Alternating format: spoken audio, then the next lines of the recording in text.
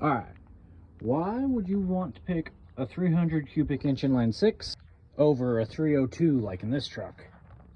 But in stock form, the 300 and the 302 perform about the same-ish. These obviously liked to rev a lot higher, which was good in certain applications like Mustangs, some bigger cars. But in pickup trucks, they performed about equally. Some people prefer the V8 over the inline 6, but they performed about the same in stock form. Now, the 302 does have more aftermarket support, but that's not saying there's nothing for the 300 inline 6. There's cams, there's rods, there's intakes, there's ignition systems, there's a whole lot. But you can't do as much because there's pretty much no aftermarket cylinder heads, and that really limits the flow due to their old school design, which causes them to be limited to about 350 horsepower NA and close to about 500 with a boost.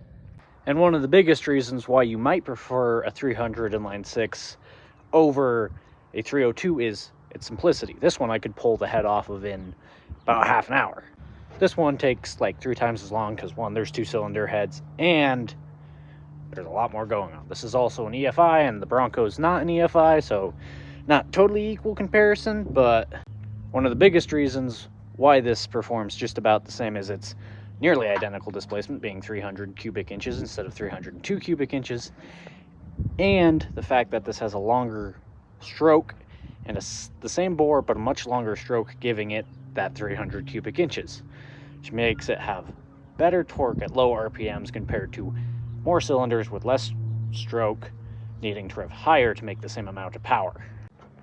But if you just want a good truck that makes a decent amount of power and that you can easily modify, I would go with the 302 because you can stroke it, you can bore it out, you can put turbos, you can do a lot of stuff. These can make lots of power. These, of course, are kind of stuck at a certain amount of horsepower due to their head design, but if you make your own custom cylinder head, you can actually get well over 600 horsepower on these.